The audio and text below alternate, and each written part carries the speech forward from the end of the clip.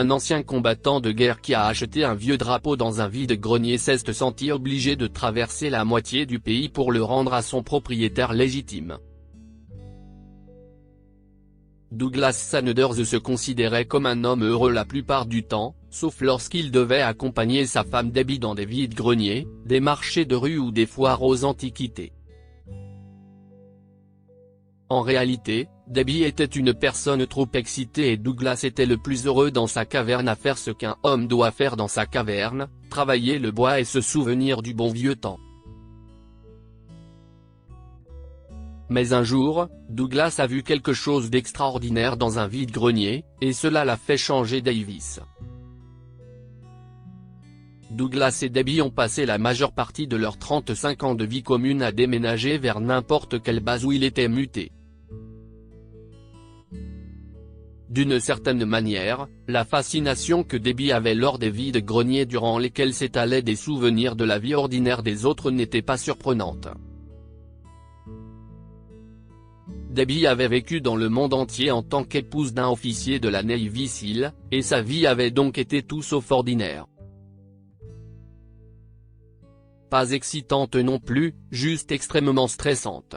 Alors que Debbie restait à la maison et élevait les enfants, son cœur bondissait chaque fois que quelqu'un frappait à la porte. En tant que femme de militaire, Debbie savait qu'il pouvait s'agir de quelqu'un de l'autorité lui apportant d'amères nouvelles sur un ton respectueux, la remerciant de son sacrifice pour son pays. Maintenant que Douglas était à la retraite, Debbie avait enfin avoué à quel point elle détestait la marine. Douglas, tu n'as pas idée à quel point je détestais cette maudite bannière étoilée, à quel point j'étais effrayé chaque fois que tu partais en mission et que je recevais une lettre de toi avec la moitié de l'écriture noircie. Tu ne l'as jamais dit. S'est écrié Douglas, consterné. Tu as toujours été d'un grand soutien. Eh bien, Douglas, dit Debbie. Les épouses et les mères de militaires, nous détestons toute la guerre, nous détestons toute l'armée, la marine ou l'aviation, mais cela fait partie de l'amour que l'on te porte, alors nous le supportons. Ainsi, même si Douglas détestait les vide-greniers, les marchés de rue et les foires aux antiquités, il s'y est rendu, car si est ce que l'on fait quand on aime quelqu'un. On embrasse ses passions, tout comme Debbie avait embrassé la marine. Ce jour-là, un de leurs voisins de 3 rues plus loin, Jim Canaro, qui venait d'aménager, a décidé de vider le grenier et le garage que les anciens propriétaires avaient laissé plein à craquer. Oh, c'était un jour glorieux pour Debbie. Il y avait des tables couvertes de plateaux de détritus scintillants qui promettaient de se transformer en trésors, et Douglas vit les yeux de sa femme s'illuminer. Regarde Douglas, dit-elle en haletant. Si est du vrai vert de carnaval du début des années 20, tu vois ce ton de base rouge? Si est du vrai iridyle. Douglas écarquille les yeux et acquiesce, même s'il aperçoit à la base du vase un minuscule autocollant doré portant la mention Made in Taiwan. Pendant que Debbie négocie le vase avec Jim, Douglas gratte subrepticement l'autocollant Made in Taiwan. C'était un petit geste suffisant pour rendre sa Debbie heureuse. Si est alors que l'œil de Douglas est attiré par un amas de tissu rayé et ouaté. Quelque chose dans la texture et les nuances de rouge et de blanc le rappelle à l'ordre. Quoi qu'il en soit, il était coincé sous une vieille valise, et quand Douglas l'a dégagé, il a été stupéfait de voir que c'était un drapeau américain. En caressant respectueusement le tissu, Douglas a remarqué quelque chose de particulier. Il semblait y avoir de l'écriture sur les rayures, écrite en différentes écritures. Douglas réalisa ce qu'il tenait dans ses mains. Il s'agissait d'un drapeau d'hommage, le drapeau qui recouvre habituellement un cercueil lors d'un enterrement militaire. Une fois la cérémonie terminée, le drapeau est soigneusement plié et remis aux plus proches parents du militaire tombé au champ d'honneur. Ce drapeau devait être le mémorial de cet homme, un hommage à son service et à son courage. Il était scandaleux qu'un tel trésor se trouve sous une vieille valise en carton pourri dans un vide-grenier du New Jersey. Jim, a crié Douglas. Combien pour le drapeau? 5 $. Jim a répondu, et s'est retourné pour parler à une autre femme qui essayait de faire baisser le prix d'un énorme chapeau couvert de fruits en cire. Douglas s'est approché de Jim et a glissé 5 $ dans sa poche de poitrine. Puis il a plié le drapeau du mieux qu'il a pu et est parti à la recherche de Debbie. Douglas, a-t-elle halté? Que s'est-il passé? J'ai acheté quelque chose, Deb, Douglas a admis.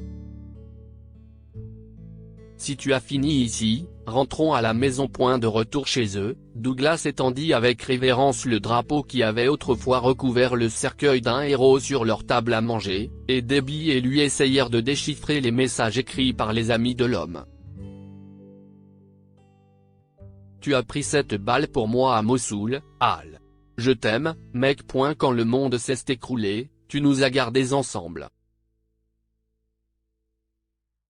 Je ne t'oublierai jamais, Al Bartlett. Message après message, ils ont fait part de leur admiration et de leur gratitude pour Al Bartlett, un homme qui avait manifestement perdu la vie en Irak en 2006 et qui était mort en sauvant la vie de son équipe. Ceci, a dit Douglas à Debbie, les larmes aux yeux. Si est précieux. Cela devrait être avec la famille Bartlett, cela devrait être conservé précieusement. Debbie a acquiescé. J'ai toujours eu peur qu'on me remette un de ces documents, plié en un petit triangle, mais ne pas l'avoir aurait été pire. Écoute. Oui, demanda Douglas, car une lumière qu'il connaissait bien scintillait dans les yeux verts de Debbie. N'as-tu pas encore des amis dans la marine? Ou dans le VA? Demande Debbie. Bien sûr, a répondu Douglas. Pourquoi? Eh bien, nous avons le nom de ce type et l'année de sa mort, peut-être pourrions-nous trouver sa famille et leur donner le drapeau. Douglas a traversé la salle à manger d'un seul bond et a pris Debbie dans ses bras. Il l'a embrassée passionnément. Je t'aime, ma femme, a-t-il grogné. Tu ne sais pas à quel point je t'aime. Il a fallu un certain temps, quelques coups de téléphone et quelques courriels, mais finalement, Douglas a retrouvé les parents du sergent Henry Bartlett, qui vivaient dans l'Utah. Douglas s'est assis avec l'adresse de Layton, Utah, dans ses mains. Et Debbie, s'adressait-il à sa femme. Tu es déjà allé en Utah? Utah? Demande Debbie en fronçant les sourcils. Non. Et toi? Non, dit Douglas. Mais je pense que j'aimerais y aller. Je sais que CIST a plus de 3000 km, mais ce garçon a voyagé beaucoup plus loin pour servir son pays. Alors je pensais à un voyage en voiture. S'est écrié Debbie. Comme on a fait pour notre lune de miel. Oui, dit Douglas. D'une certaine façon, mettre ce drapeau dans le courrier ou le faire parvenir par FedEx semble irrespectueux. J'ai mis l'idée, Douglas, dit Debbie. Mais tu ferais mieux d'écrire au Bartlett, pour t'assurer qu'ils veulent que nous venions. Douglas a donc envoyé une lettre expliquant qu'il avait trouvé le drapeau du sergent Al Bartlett du corps des marines et qu'il voulait le rendre à sa famille. Seraient-ils d'accord pour passer de temps en temps? Ils ont reçu une lettre signée par M. Udell Bartlett leur disant qu'ils seraient les bienvenus. Quelques jours plus tard, Douglas et Debbie ont fait leurs bagages et ont pris la route.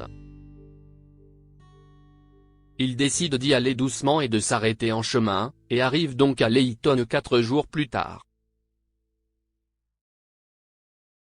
Ils sont entrés dans la ville et ont demandé leur chemin jusqu'à l'adresse qui leur avait été donnée. Ils ont conduit jusqu'à la périphérie de la petite ville avant de trouver la maison. Douglas a donc envoyé une lettre signée par M. Udell Bartlett leur disant qu'ils seraient les bienvenus. Quelques jours plus tard, Douglas et Debbie ont fait leurs bagages et ont pris la route. Ils sont entrés dans la ville et ont demandé leur chemin jusqu'à l'adresse qui leur avait été donnée. Ils ont conduit jusqu'à la périphérie de la petite ville avant de trouver la maison. Douglas s'est arrêté, a pris une profonde inspiration et a dit « Eh bien, nous sommes arrivés. J'espère que nous serons bien accueillis. »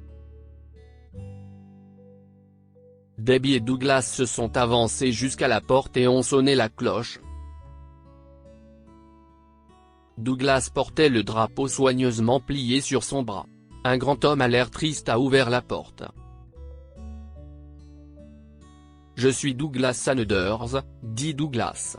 Je vous ai écrit il y a quelques semaines ? Oh, oui » s'écrie l'homme. « Vous avez trouvé le drapeau de Hal. » L'homme est retourné dans la maison et a crié « Martha.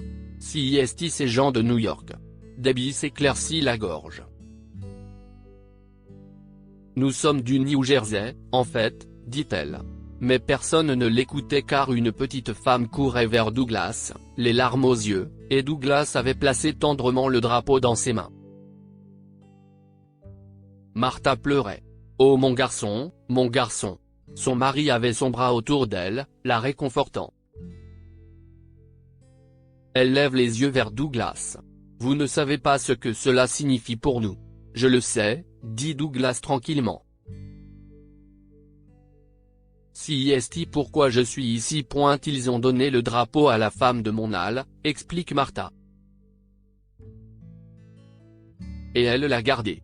Il était censé être destiné à notre petit-fils Rory, mais 3 ans plus tard, elle a déposé Rory chez nous et a disparu. » Udell soupire. Rory n'avait que 2 ans quand elle est morte, alors tout ce qu'il a de son père, ce sont nos souvenirs. Martha a pressé le drapeau contre sa joue décolorée. Maintenant il a quelque chose d'autre, quelque chose de réel qui prouve que son père était un héros. « Madame, dit Douglas avec gentillesse. En plus de vous avoir trouvé, vous et votre mari, j'ai réussi à retrouver la plupart des hommes qui ont signé ce drapeau, et je pense que si vous leur tendez la main, ils seraient prêts à venir voir Rory, et à parler de son père. » Ce soir-là, Debbie et Douglas ont dîné avec les Bartlett et ont rencontré Rory, le fils de Hal, qui avait maintenant 17 ans. Rory est stupéfait par le voyage que le drapeau de son père a fait à travers l'Amérique. Douglas sait que tout cela en valait la peine lorsque Martha se penche sur la table et lui prend la main. « Merci, lui murmure-t-elle, de m'avoir ramené mon garçon. Que pouvons-nous apprendre de cette histoire ? Les ordures des uns sont les trésors des autres. » Un vieux drapeau en lambeaux dans un vide-grenier s'est avéré être un précieux souvenir d'un héros tombé au combat et a apporté réconfort et espoir à sa famille en deuil. Les souvenirs que nos proches ont de nous sont nos monuments. Il y a longtemps, les pharaons égyptiens construisaient des pyramides de pierre, mais nous construisons des monuments éternels pour nos proches en les aimant et en honorant leurs souvenirs. Partagez cette histoire avec vos amis. Elle pourrait égayer leur journée et les inspirer.